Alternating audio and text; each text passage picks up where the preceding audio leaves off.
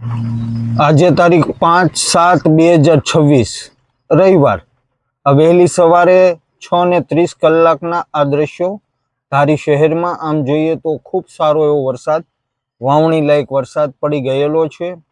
આ વરસાદથી જગતનો તાત ખેડૂત ભારે રાજી પણ થઈ ગયેલો છે, પરંતુ આ ધારી શહેરના એન્ટ્રીનો આ જે ગેટ છે, આ ગેટની અંદર જ્યારે એન્ટ્રી કરવામાં આવે છે ત્યારે એક સીસી રોડ આવે છે અને આ સીસી રોડ ઉપર ગઈકાલથી તો ઠીક છે કે સમયાંતરે અહીં અકસ્માત ખૂબ વધી રહેલા છે, પરંતુ ગઈકાલે જ્યારે વરસાદ હતો આ વરસાદી માહોલમાં પણ અકસ્માતની હારમાળાઓ સર્જાઈ હતી। આ સાથે જ આપણે વાત કરીએ તો આ જે સીસી રોડ બનેલો છે એ સીસી રોડ 1 ફૂટ ઉપર બનેલો છે, એટલે કે અપ ગયેલો છે। જે સીસી રોડ કે જૂનો રોડ હતો એના કરતાં ઊંચો બનાવવામાં આવેલો છે અને આ ઊંચાઈના કારણે ગઈકાલે રાત્રે જે હિમખીમડીપરાથી લઈને રેલવેના ફાટક સુધીના જે રહીશો છે, આ રહીશોના ઘરની અંદર પાણી પણ ઘૂસી ગયેલા હતા અને નગરપાલિકાની ટીમ તાત્કાલિક જે સ્થળે આવી પહોંચી હતી અને વરસાદી પાણીનો નિકાલ તેઓએ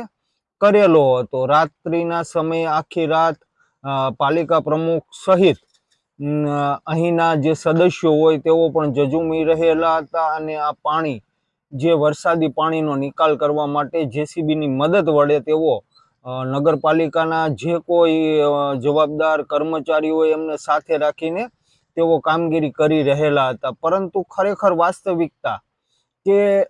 ટેબલ ઉપર બેસીને ઓફિસમાં બેસીને જે કામગીરી કરવામાં આવે છે અને આ પ્લાન બનાવવામાં આવેલો સીસી રોડનો જે પ્લાન બનાવવામાં આવેલો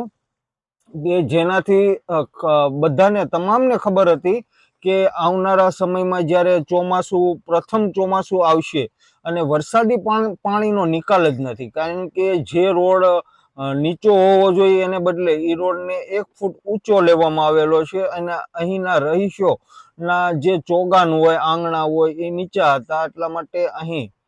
ખાસ કરીને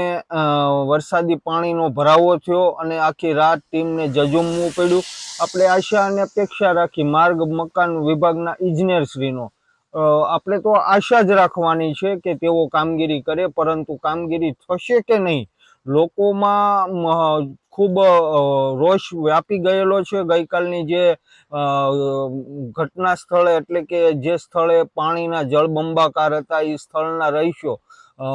માર્ગ મકાન વિભાગના જે ઇજનેર હતા એમને અનેક વાર તો રજૂઆત કરેલી છે, પરંતુ એ આંખ અને કાન બંને બંધ રાખીને રજૂઆતો સાંભળતા નથી, એ પણ ખરી વાસ્તવિકતા છે। હવે જ્યારે આપણે ધારી શહેરની અંદર એન્ટ્રી થઈ રહેલા છીએ ત્યારે આપ સૌને વધુ દ્રશ્યો બતાવશું કે ક્યાં જળબંબાકાર થયેલો છે, કેવી પરિસ્થિતિ છે હાલમાં ધારી શહેરની।